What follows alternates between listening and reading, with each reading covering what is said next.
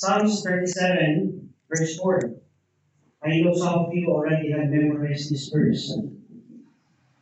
Sino memorized it? Delight yourself to the Lord, and He shall give you the desires of thy heart.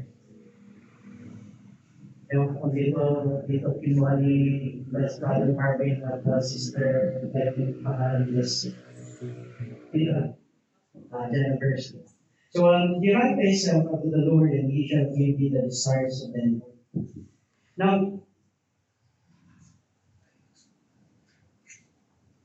kaya nga, when we delight ourselves unto the Lord, He will give me the desires of the heart.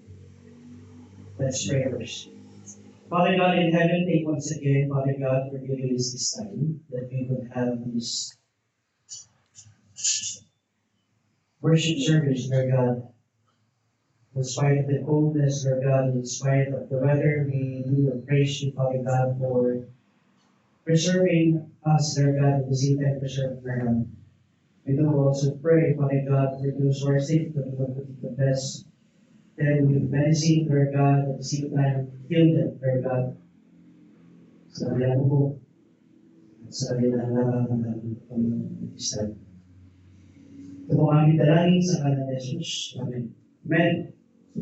So, delight thyself also in the Lord, and He shall give thee the desires of thy heart.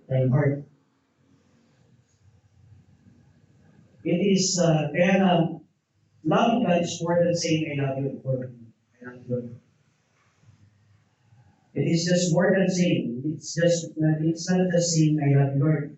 Ang pinakatotoong question dito, deeper question dito is, do I love the things that God loves? Do I love the things that God loves? Yung, pag sinasabi natin, I love you, Lord, okay, mamahalin mo rin yung mga bagay na mahal ng Panginoon sa kanyang buhay. No? Ganun din pagdating sa buhay natin. Of course, kung sinabi mo, I love you to your wife, no? Or I love you to your husband, minamahal mo yun, tao na yun dahil mahal mo din yung mga bagay na gusto niya sa kanyang buhay. Ganun din mahal, ganun din yung pagmamahal natin sa Panginoon. When we say, I love you, God, or I love you, Lord, the real question is, do I love the things that God really loves? Because whatever we truly love will shape our choices, our priorities, and our lifestyle. Kung ano talaga yung iniibig natin sa buhay, hindi yung hukubo dun sa ating mga choices sa buhay, yung mga priorities natin sa buhay, at the same time natin pamumuhay. Kaya nga, when we love God more, because yung pagpili natin is nagiging according to His will. Kaya natin sa Bible, delight yourself as the Lord, and He shall give you the desires of your heart. Ang unang-una doon is willing to delight. Ibig sabihin, mahalin natin yung bagay na mahal ng Panginoon. Dahil mahal natin yung mga bagay na mahal ng Panginoon, walang hadlan, walang magiging hadlan na ibig sabihin ng Panginoon ating kalalangan. Kasi mahal ko yung mga bagay na mahal ng Panginoon. Because it will be according to God's will. No, sa will ng Panginoon.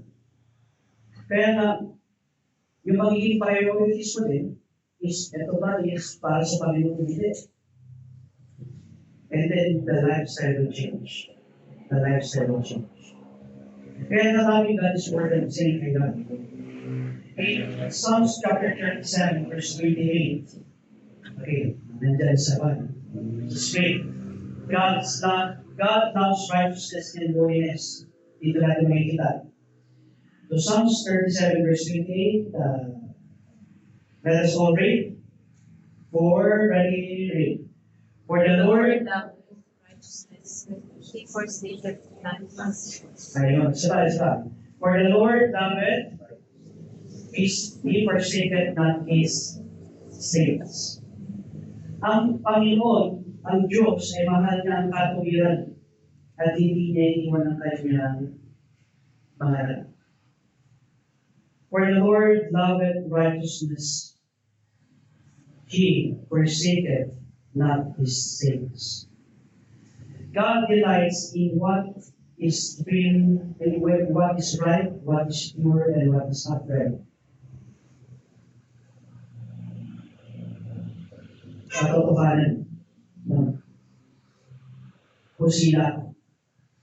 Pag sinasabi naman natin upright is yun. Sang-ayon sa Panginoon. Not just outward action, but inward motives. Hindi lang yung outward na nakikita, pero pati yung inward motives natin. Kaya nga, when we say God delights in what is right, pure, and upright, tandaan natin yung promise ng Panginoon, for the Lord loveth righteousness. The more that we live in righteousness, the more that we live in righteousness, the more na makikita natin sa James, the prayer of a righteous man, availeth much. Hindi yung, ay, righteous si Pastor Lalo, hindi. Hindi, the prayer of a righteous man availeth much. Ibig sabihin, when you love what is right, kung mahal mo ang katotohanan, kung mahal mo ang katuwiran, remember the promise, your prayer availeth much. Ibig sabihin, mas may bigat yung panalangin mo. Ibig sabihin yun is, sasagutin ng Panginoon niya, in time. Kaya the prayer of a righteous man availeth much. So, kung gusto mong sagutin ng Panginoon ng panalangin mo, do what side. Do what is right.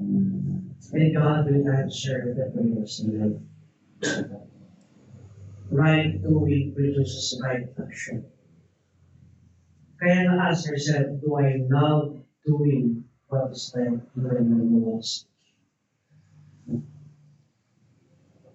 Choosing integrity over confidence.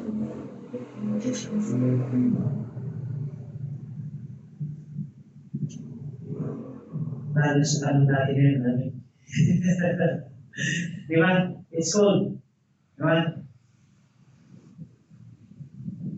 It's good to sit in the bed. Okay. Pag sabihin na natin, okay, sige, Pastor, ito lang ang aking best day. But what is right? In the sight of God. Going together, gathering together, and what? Worshiping the Lord together. Amen? That is right. Kaya let God's word shape your decision, not culture or pressure. Yung salita ng Panginoon ang magbigay at mag-uumog na natin mga desisyon in life, hindi yung mga kultura natin, at hindi yung pressure sa life. But let God shape it, not us. Kaya mo yung Panginoon na mag-shape. Kaya na, when we understand that the Lord loveth righteousness, He forsaketh not His saints. Una-una, integrity natin rather than convenience. We need to love what God loves. Mahalin natin kung anong mahal ng Panginoon. Ano ba ang mga mahal ng Panginoon kaluluwa? That's why we go out sa community to pray. We rejoice. We reach them out. Di man natin sila makita dito, but there are people that have seen and have heard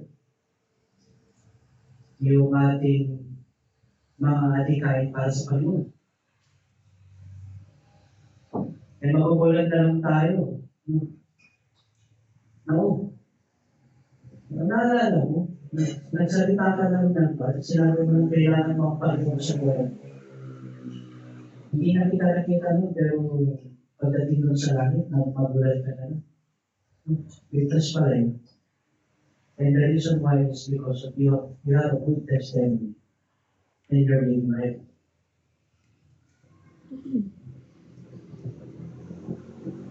And he understands talagang yun nag-change yung buhay ng Panginoon. Now, kaya nga, let God's word shape our decisions, not the culture, not the pressure. May biruan kami kahapon, mga pastor.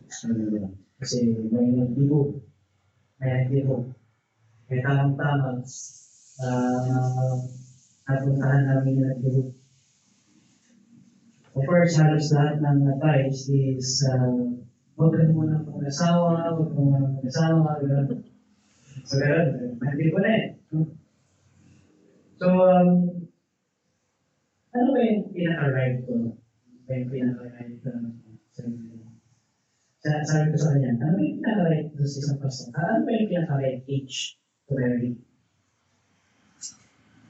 Sabi niya lang, 26 kasi 26 ako pinasal. So, isabi ko lang. So, ikaw ang basihan para sabihin natin, yun ang basihan para yun ang right age niya. Tama siya. Pero isipin natin, ilang taon si Mary, yung nabuntis si Mary? He was 14, 16. 14 years old to 16 years old. Some people can say she's 14. Some says 16. Oh. They reach yun. No. I think the right time to marry is when God gives the right time. It is not the age, but it is the right time when God gives the right time. Parang kahit yung isang kakilala natin, 42, di ba? 42 ng kinasal. Is that the right time sa kanya to marry? Yes, may sasabihin na nila, lampas ng kalendaryo. Pero that is the right time for that person to marry. Right? Wala namang standard na ilan sa Bible when to marry. But the standard sa Bible na sinasabi is if the father approves the marriage. Alam niyo yun yung pinaka-standard na approval ng marriage if the father approved the marriage. E paano kung 40 years old siya tapos sinapprove ng father to marry? Yeah. That's the right time for him to marry. No. Pero paano pag 40 years old, ina-approve? Tinutulang ka na. So, ayaw pa rin. Talagang may blessed singleness. No? So, kaya na, dito sa salita ng Panginoon, we just need to live what the Bible said, not what the culture said. Ano, maraming kultura sa panahon natin ng mga Pilipino, pag kita nag-iitat ka ng ganito, parang wala na. Pero it is God that would write the love story, and it is God that would now write your life. Ito? Paano mo na magsusulat noon? Choose God. Kaya na let God's word shape our decision, not the culture that we have, or even the pressures in them. Amen. Like a white shirt, with the shirt that is easily shows yun marawin, a heart that loves righteousness becomes sensitive to sin. Naging Maging sensitive tayo sa kasalanan. Tama ba itong mga decision ko sa buhay? Mali ito. No? What once seemed normal now feels heavy and uncomfortable. That the constant daily righteousness will bring us to what? Seeing God is not right and seeing God is right.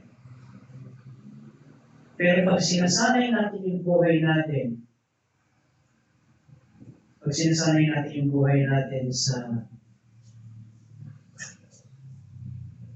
buhay na tinitingnan lang natin, mali yung iba, pero hindi natin tinitingnan yung ating mali.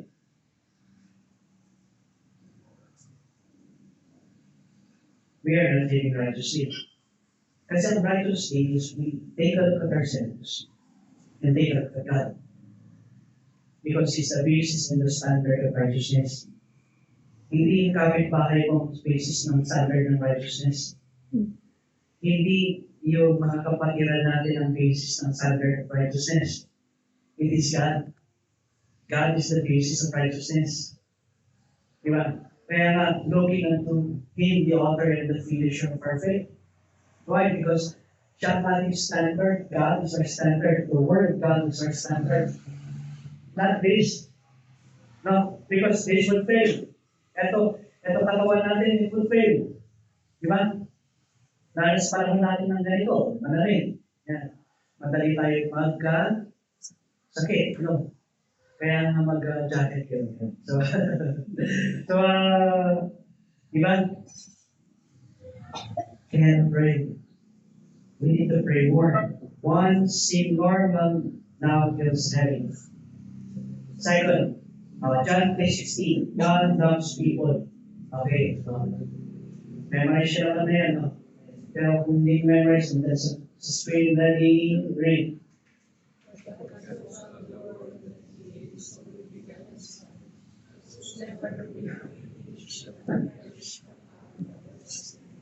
For God so loved the world that He gave His only begotten Son, that whosoever believes in Him shall not perish, but have everlasting. God loves people.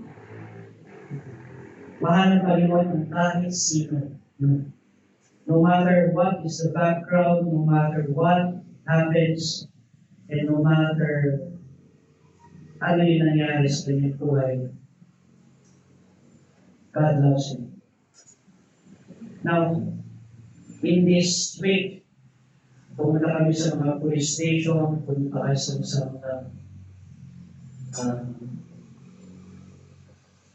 pumunta kami sa mga police station around.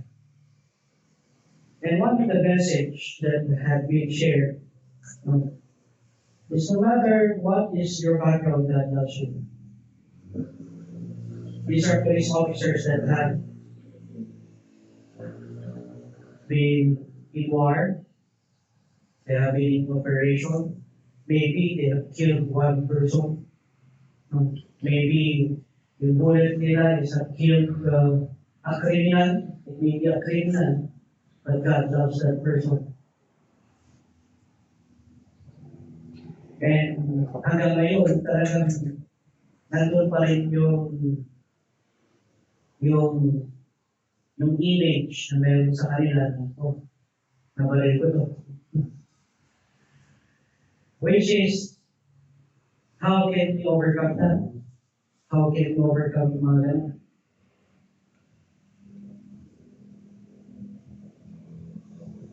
Kaya ang Panginoon napakaganda. Dahil wala siyang pinipili background. May tanong sa akin sa Bible School.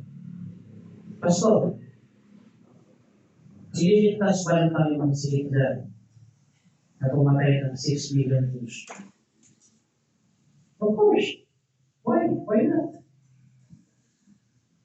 Kung tatanggapin man ni Hitler si Lord, why not? Right? Mas bigyan pa kita mas worse. Sino pa mas worse? Sino po kami nila? Kailangan ka ng pinatay. Di ba? Sa pagsakop ng kingdom. Dami. But did God save that person? Yes. Apostle Paul was a killer of Christians. And then he used him.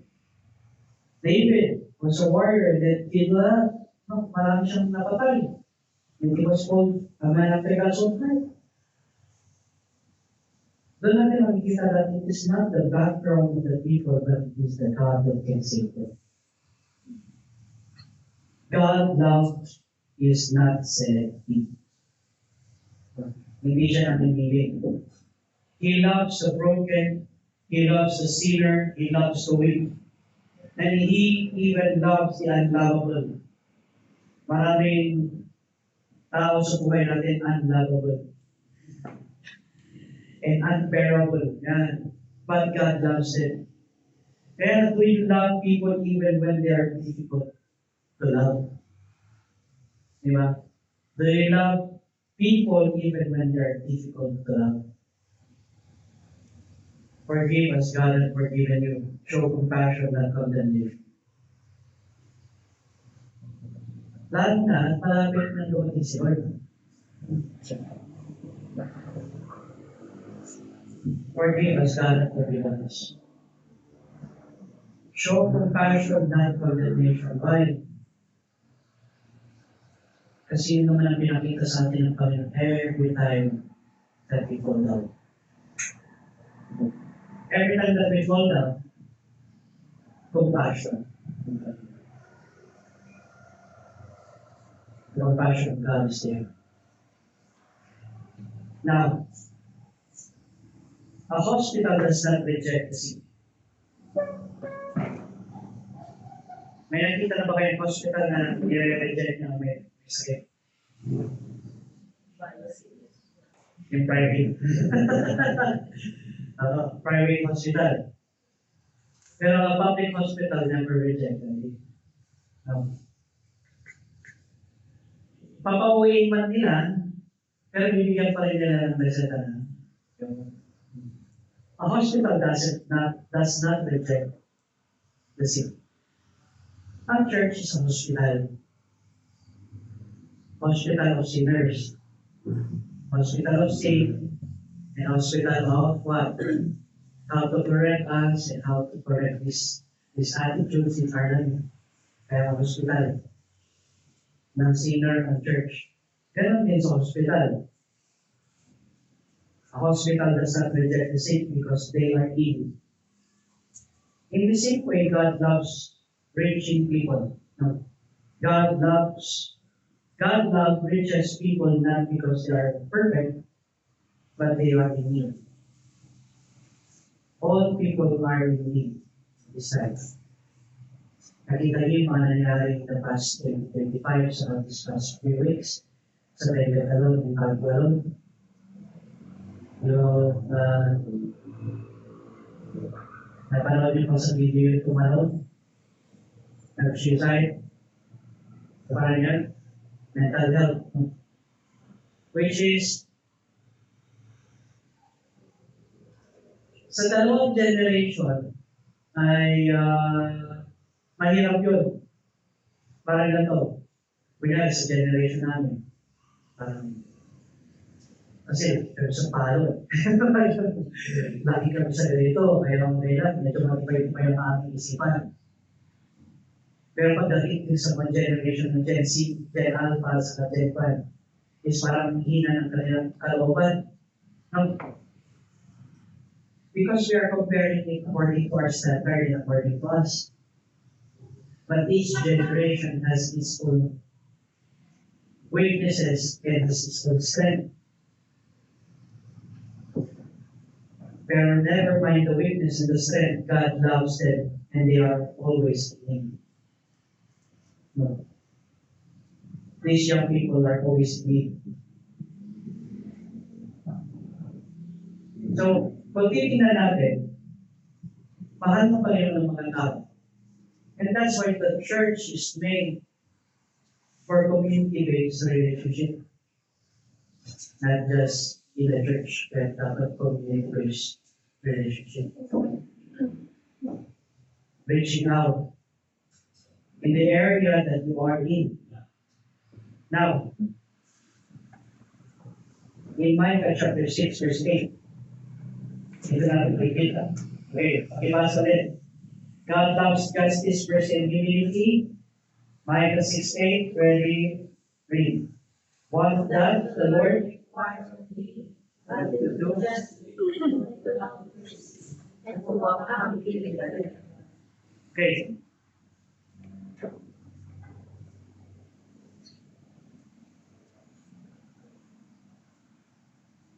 What doth the Lord require of thee?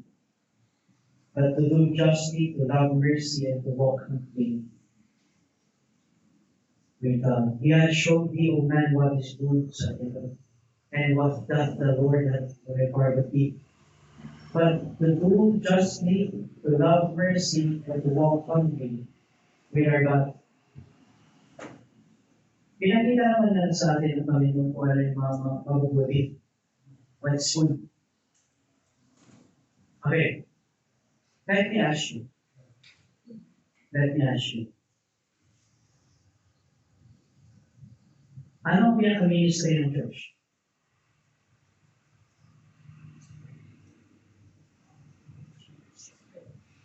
People. People. Tao. Tao ang pinaka-main ministry ng church. Yun ang pinaka-main ministry ng church. People. That's why we support the ministry. That's why we support the possibility of to spread the gospel. Ministry yan. As long as may Bible study, as long as you're reaching out. But in this generation, difference ministry based. In the generation before, ay makikita natin na, parang bakit ang bilis lumaki ng church during that time? Pero bakit sa panahon natin ngayon, ang hirap na lumaki ng church? Hindi dahil marami yung panahon. It is just because the church has been left out in not reaching what is the main persons sa community. Kaya na, pag titingnan natin sa buhay natin, ano ba ang main ministry ng church? It's people. Am I part of that main ministry? Am I reaching out to sa main ministry niya? Well, am I going out? Am I inviting people to go to church? Am I inviting my friends? No. Am I witnessing to other people and saying that they need Christ?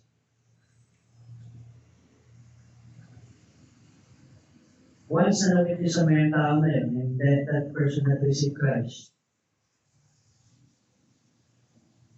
is he part of the church?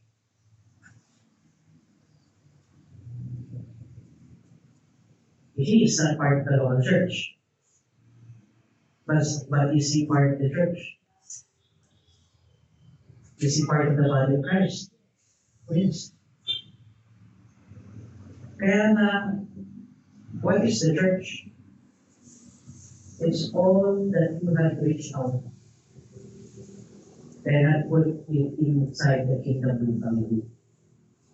No matter where they are, no matter kahit saan sila, pero kung sila ay nandyan na, malapit lang, we have the responsibility to what disciple them. Tama po. Kanyari, may invite ka, pero kapit-pahe mo lang, nakasal mo yan. I-disciple mo. Kaya kung paano tayo pumasok sa church, ito po kami church. Ang church lang naman, hindi naman pang Sunday lang. No. When you gather together, ano sabi ng Panginoon? There am I in the midst of them. Where 2 or 3 are gathered in my name, there am I in the midst of them. So each can be a missionary and each can be reaching out. If you need that, so you can ask me. Kaya nga doon sa Ito, tinan nyo. Kaya nga doon sa ministry natin sa PDN, hindi man natin silang mahilang dito, but that is a relevant church.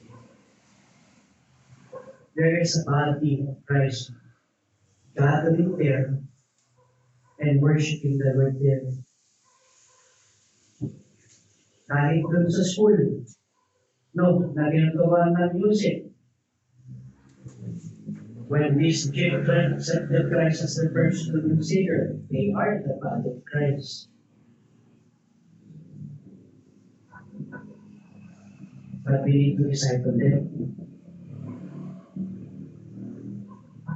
Kaya nga, in life, maraming opportunity of ministry sa kanila natin ngayon. Kahit sa ating mga kaprisan, no, when we are reaching out to them, and they accept the Lord as their personal Lord and Savior, they're part of the kingdom. Kaya na sinabi pa niya, seek first the kingdom of God. Ano yung kingdom ng Panginoon? Magdagdag tayo sa kingdom ng Panginoon. Do not be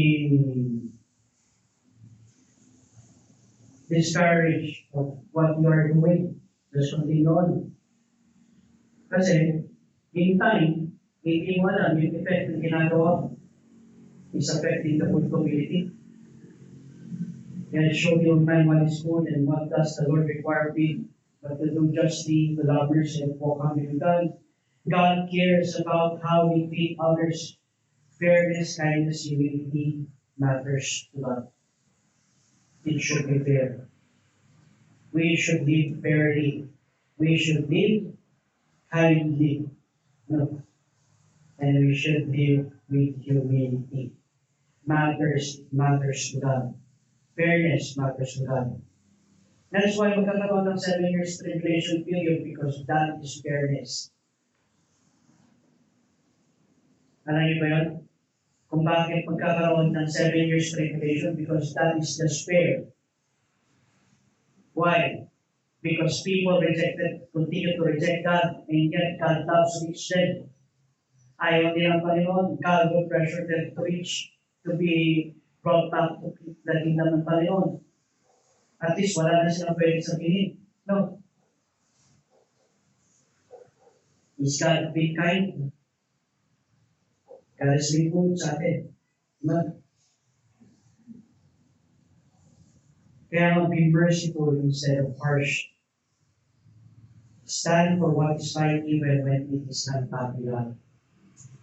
Kahit hindi popular, stand for what is right. Be merciful instead of harsh.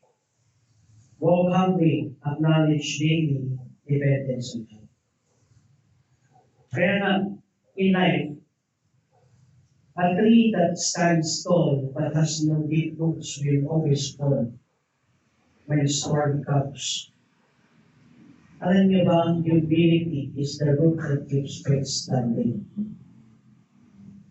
Humility is the root that keeps faith standing. Kaya nga sinabi ng Panginoon, if you humble yourself. As we humble ourselves to God, that keeps the root more deeper. That keeps the faith more deeper. Standing strong during trials in life.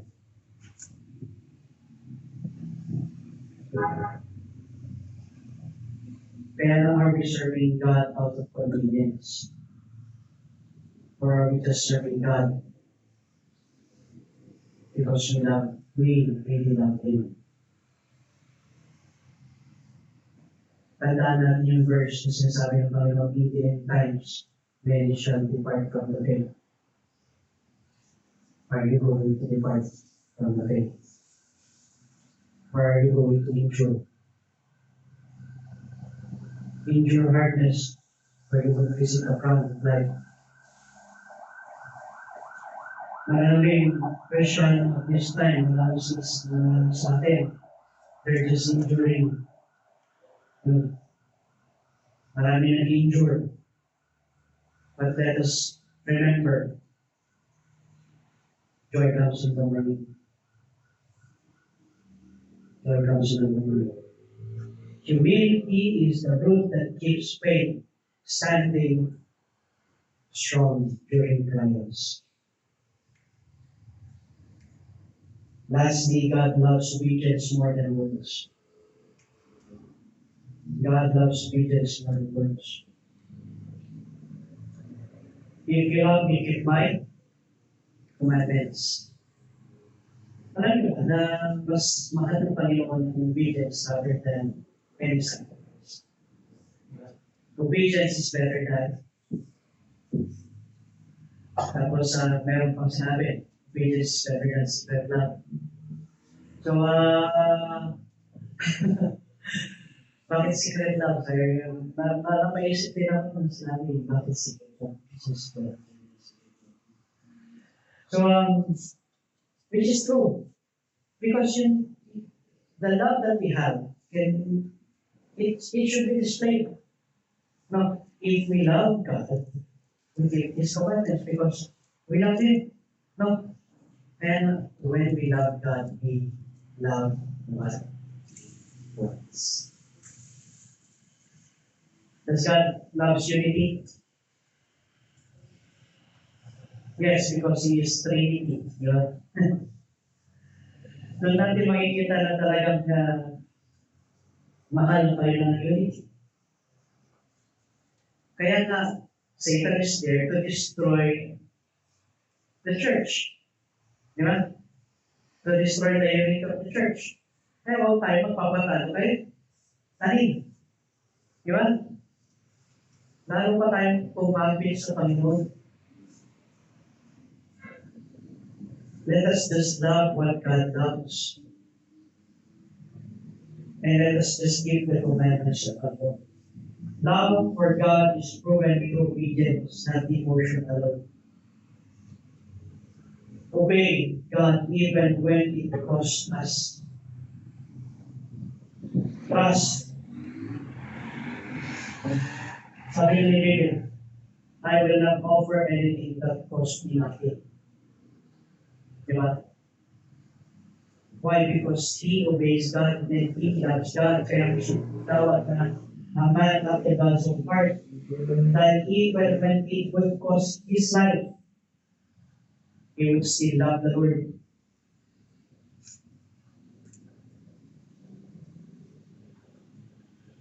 To tell you honestly, I came first right to it. And over time, sabi ko gano'n, sinabi ni sa life na hindi maiwasan ng discretion. Lord, pag ito na yung pinaka-uli kong life, bahala ka Lord. Pero I will trust you. But I will disobey. Kasi souls to happen. It's souls. Even in the danger of life. But God has been good and God has been protecting us all throughout the way.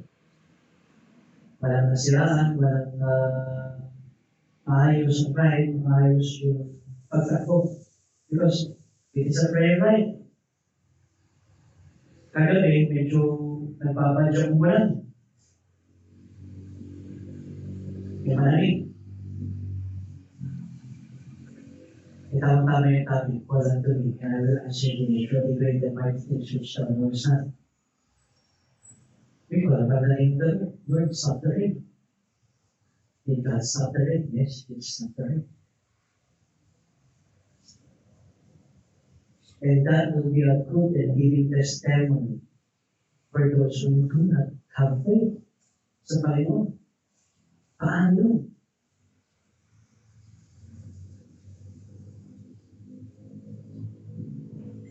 Nag-Google word that we say it will dream.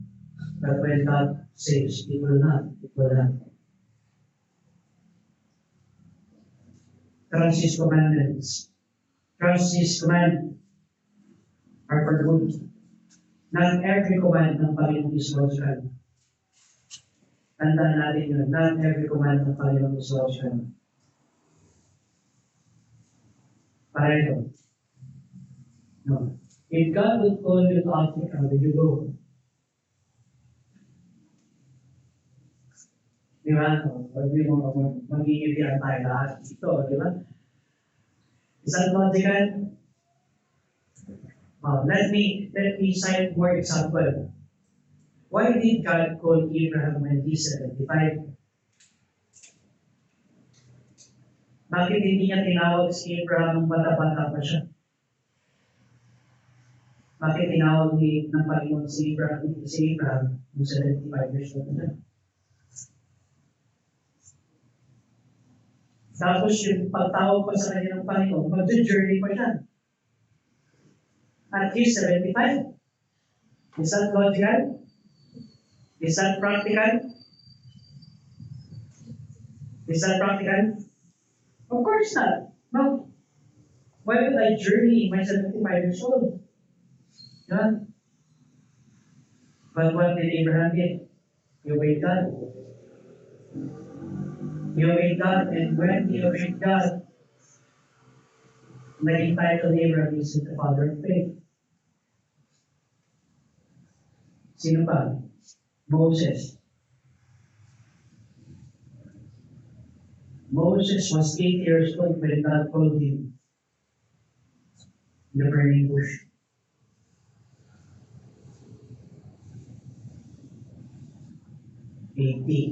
No.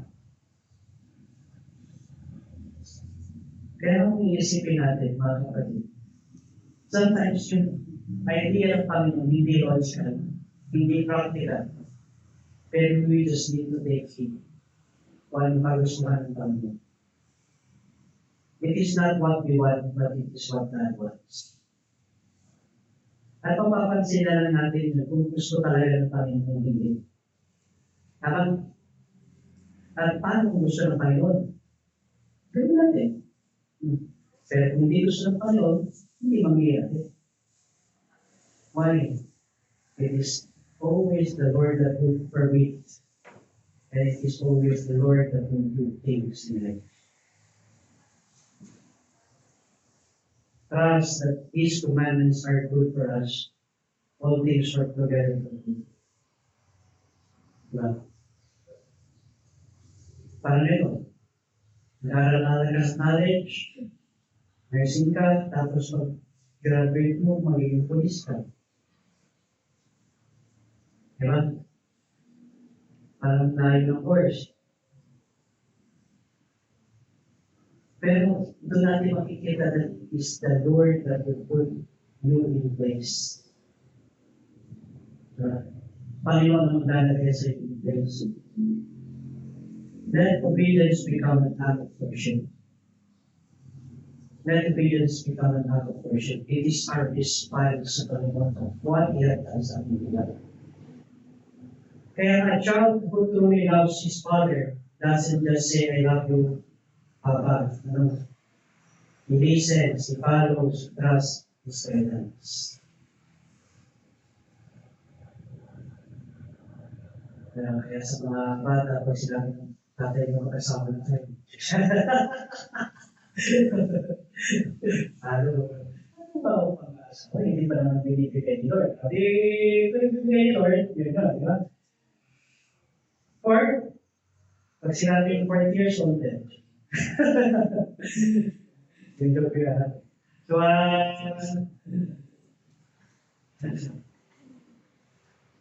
listen to what God wants. Listen. Yeah. He listens, he follows, he trusts, he guides. Kasi ito sa guidance, makikita natin na mga eto mga dapat natin gawin. Nanigilis ka ba tayo ng Panginoon kung anong dapat natin gawin sa ating buhay?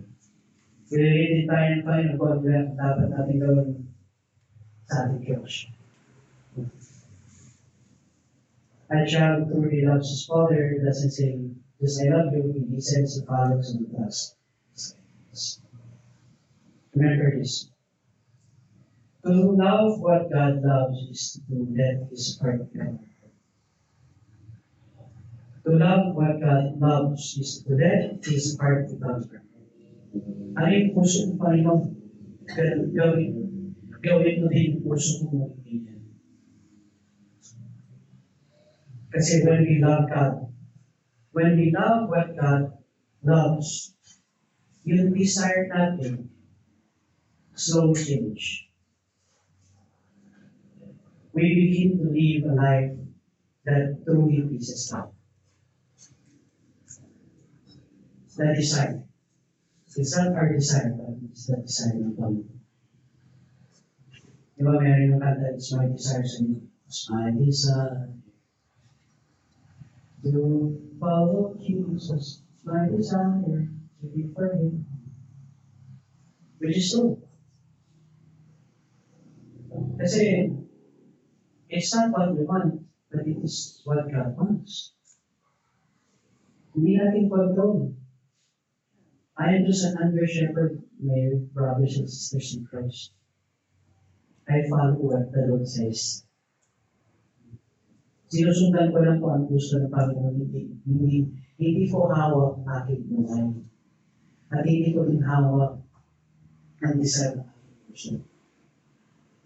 Panginoon ang siyang manlalagay. At Panginoon ang siyang magpili. Kaya when we love what God loves, our desires to change. We begin to live a life that truly pleases God. Kasi at the end of life, it doesn't matter what people will say. What matters most is what God will say. Pagdating natin sa langit, that matters most. Ano yung sasabihin ng Panginoon? When we will meet our Savior in heaven, it is what He would say that matters most. Kaya love what God loves. Mahalin natin kung anong mahal ng Panginoon. And when we do, doon na lang natin bigyan yung blessing ng Panginoon. In our obedience, doon natin nandito pa ang blessing. Every head bowed, eyes closed.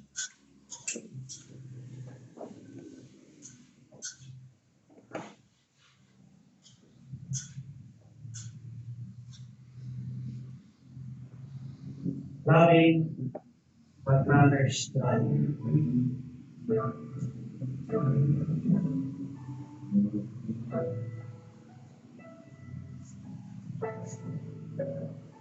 Sa buhay natin, bilang isang mananampalataya, who will open us? Who will open us? Lord, what we love, I will love. What you want, I will do.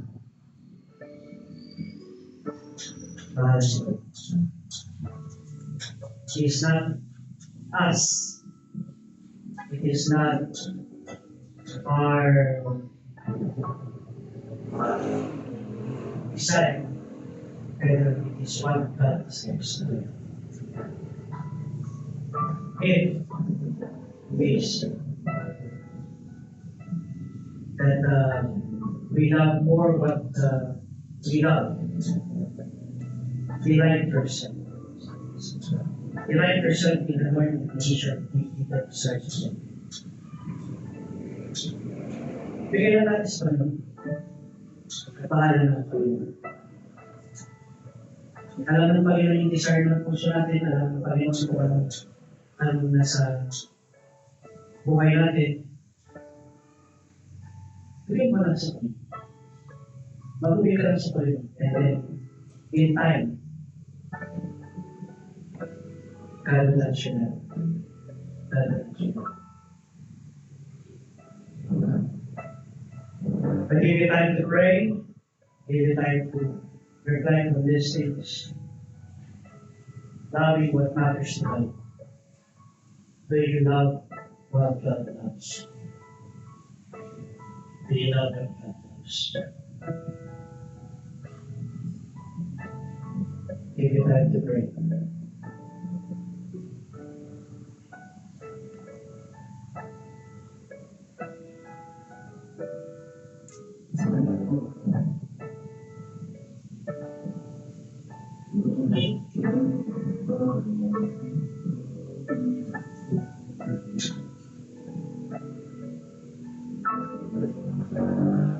Father God, guarantee once again, Father God, for giving us this night. Thank you, Father God, for your word. Thank you, Father God, for your goodness and mercy. Help us, Lord God, to love what you love. Change the desires of our hearts, Lord God, to what you want our lives to become. It is you, Lord God, it is not us, it is you. It's not me, it's you. Always follow the desires of your heart. Thank you, Father God, for giving us this time. Thank you, Father God, for everything you've done. And do all to the glory and praise in Christ's name we pray. Amen.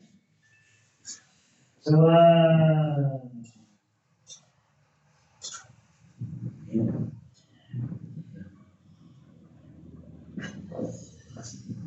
let's all stand and let's get our tithes and offering.